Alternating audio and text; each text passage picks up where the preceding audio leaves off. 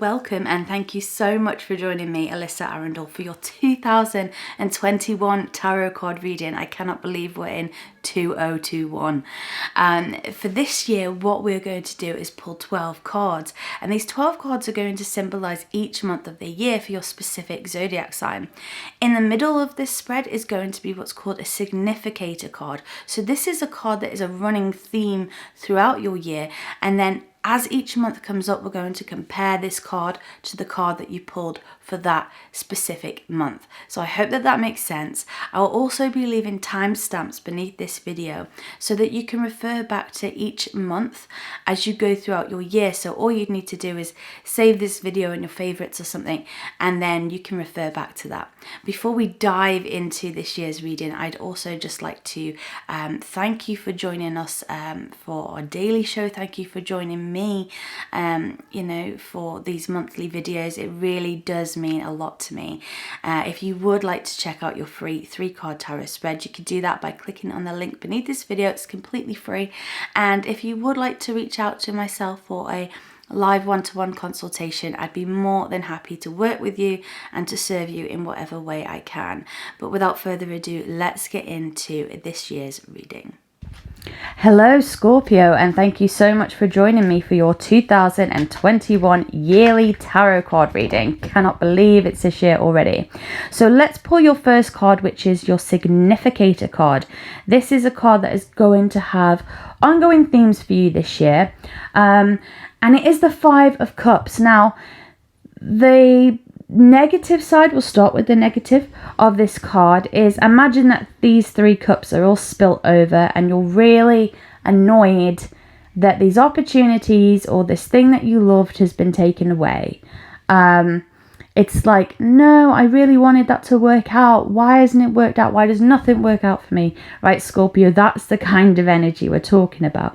But there are 2 cups. They're absolutely brimming with opportunity and love and abundance, but you're just not really wanting to see that because you're stuck in the, oh, what I lost. And that is not a criticism at all, because I think most of us would agree that we've all been in that stubborn point of view, that stubborn frame of mind. Just let me grieve. Don't give me this rubbish about moving on. And to an extent, that's true. You have to move at your own pace.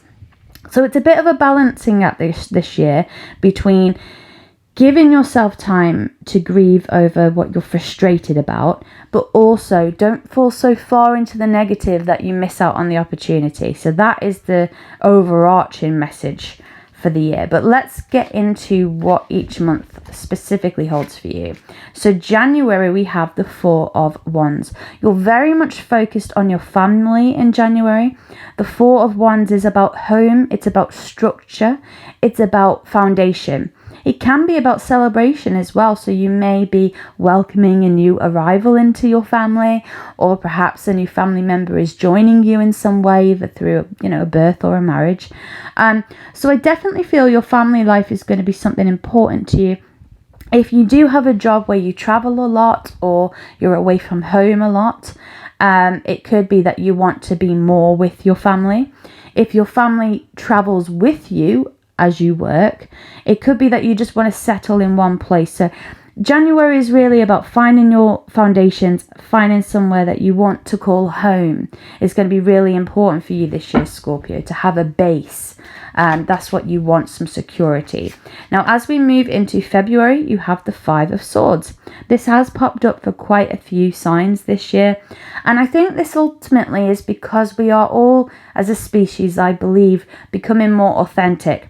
This means that we're showing our voice more. It's not about covering our emotions. The problem with the 5 of Swords is you are likely to win the argument. So that's not the problem. That's the plus. The problem is that you won't feel as though you have won. So it's like, say you're in a discussion with somebody and you say, well, actually, you're not right. This is right. And then they Google it and then they find out, oh, you're right. But then they don't say, oh yeah, I was wrong, you're right, that's brilliant. They just sort of ignore you and walk off. Like, do you get that kind of, do you know what I mean by that kind of energy? It's like, it's a joyless win. And that could be something that comes up for you in February, where you just feel like you can't get a break, even though you know you're in the right. I think you're going to get some irritations. I can only be honest with that. But it's nothing, terminal. It's just a faffy month, February. So let's write that off a little bit. Now let's move into March. Now that's looking better. So very much again about structure. We have another 4 this time, because you have the 4 here and the 4 here. And you have the 5 here and the 5 here. So 5s are about change and 4s are about stability. So you, like we said earlier, your part of you is wanting to shift and change, and part of you is wanting to get grounded. And that might be difficult to balance those things this year, Scorpio. But March is definitely saying that you would benefit from becoming more structured, more organized, and more disciplined.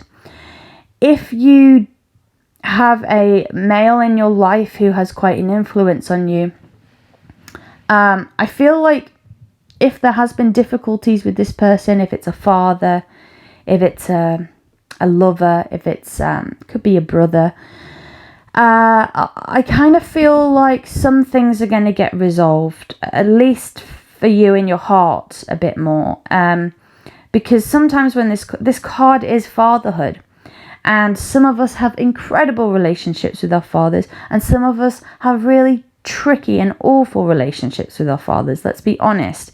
So March time, whichever side of the dice you fall on, or perhaps you're somewhere in the middle, the relationship you have with that parental and paternal figure in your life is going to be something that is brought to the forefront.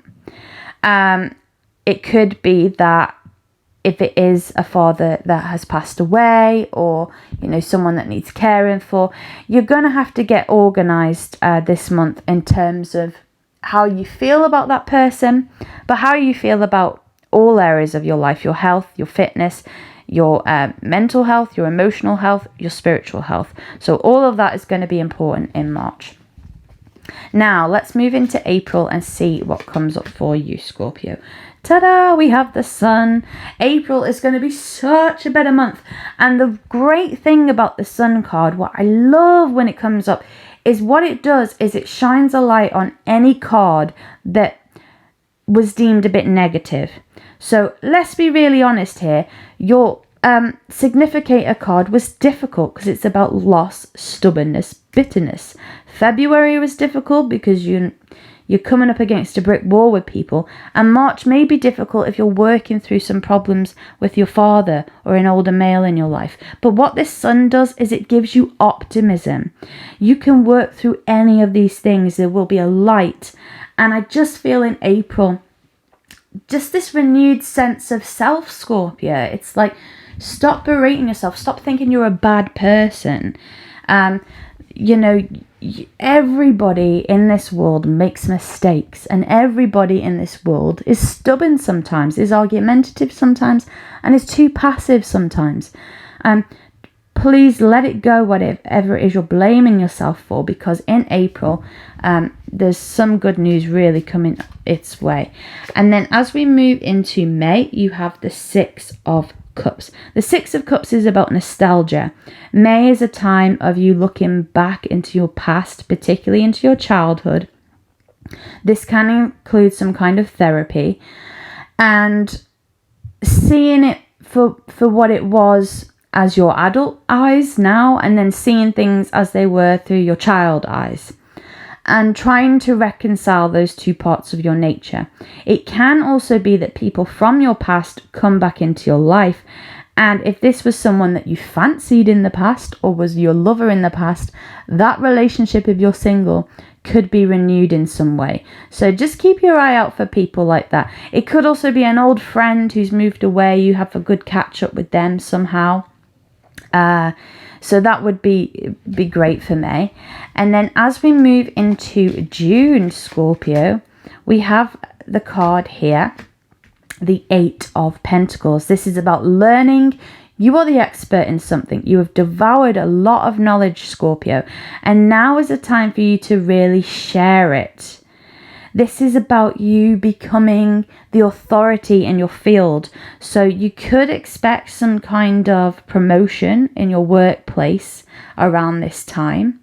But you could also expect just people coming to you for advice and just a lot of care and knowledge. And you're just going to be the perfect person to give that kind of advice to. Now, as we move into July, the card that comes up is the Chariot. I think you are the third sign that has had the Chariot in July. So I do believe something big is going to happen in July of 2021.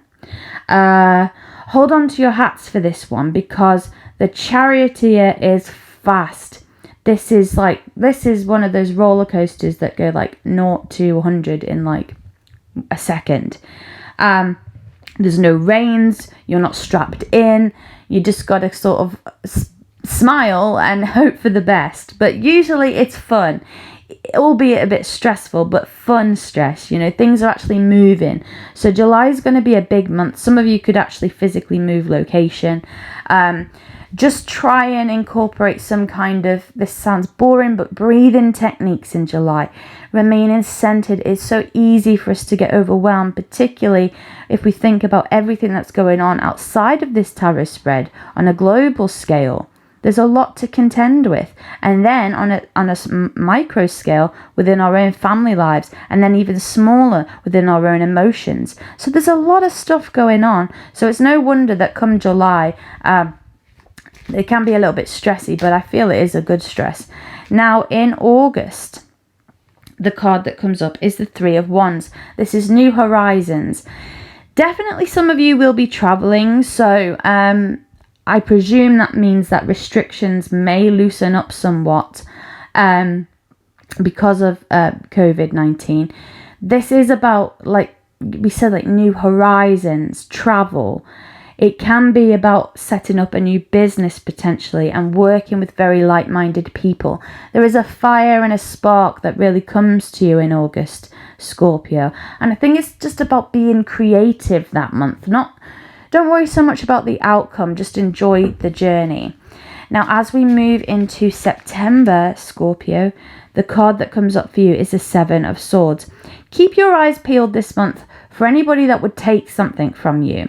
This could be someone who steals your idea, steals your job, tries to steal your lover, steals money from you, or perhaps steals your energy. This is about theft.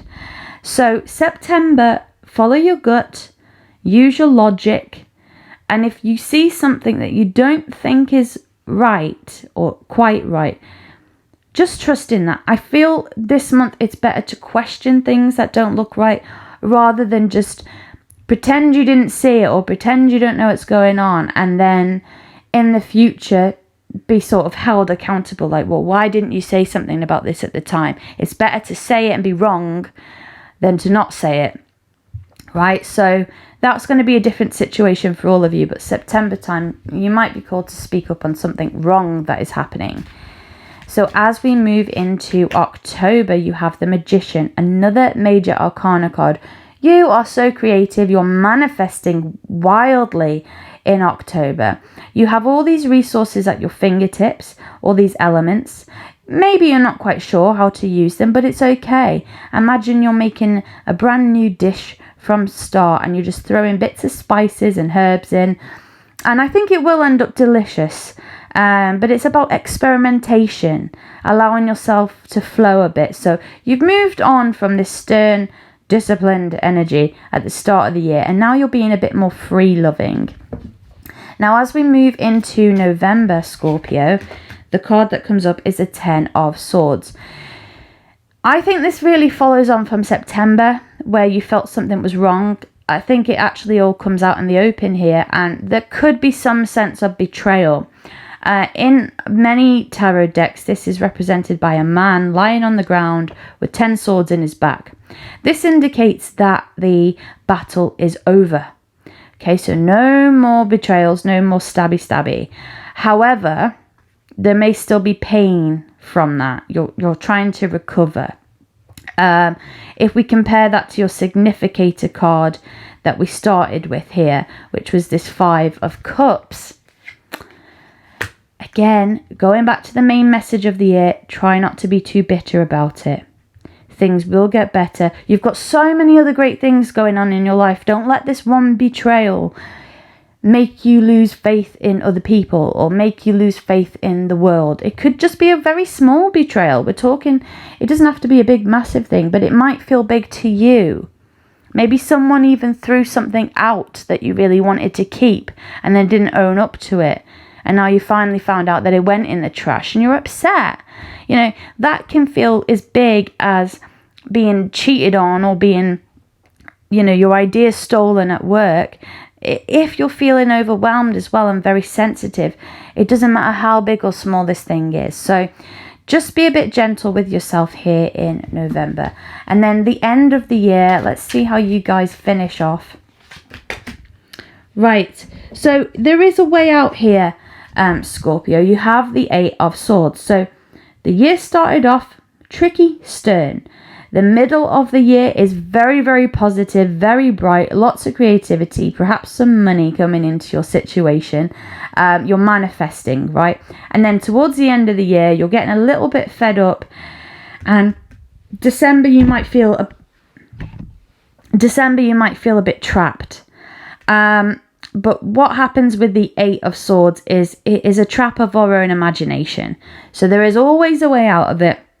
And I feel as you're moving into January next year, because this is where the story's taking us, you're going to move on again. So please know that any difficulties, remember that bright sun makes them less harmful.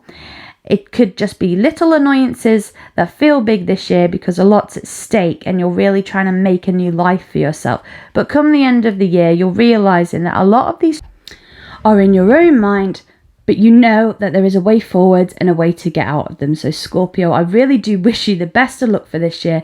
A lot of exciting stuff. You can pick yourself up from any trials and tribulations that you may be faced with. So there you have your 2021 tarot card reading. Thank you again for joining me. It really does mean a lot, especially those of you that join me month to month.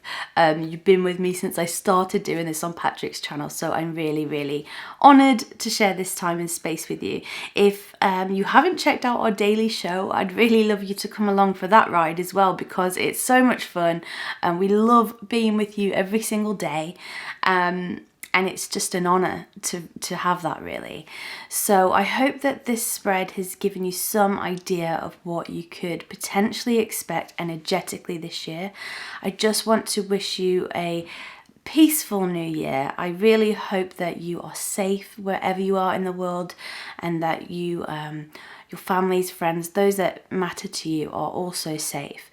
I'm sending you lots of love for this new year, and I really hope that things pan out in a way that is beneficial for all of us on the planet. So until we speak again in January, take care, stay safe, and speak again very soon. Alyssa.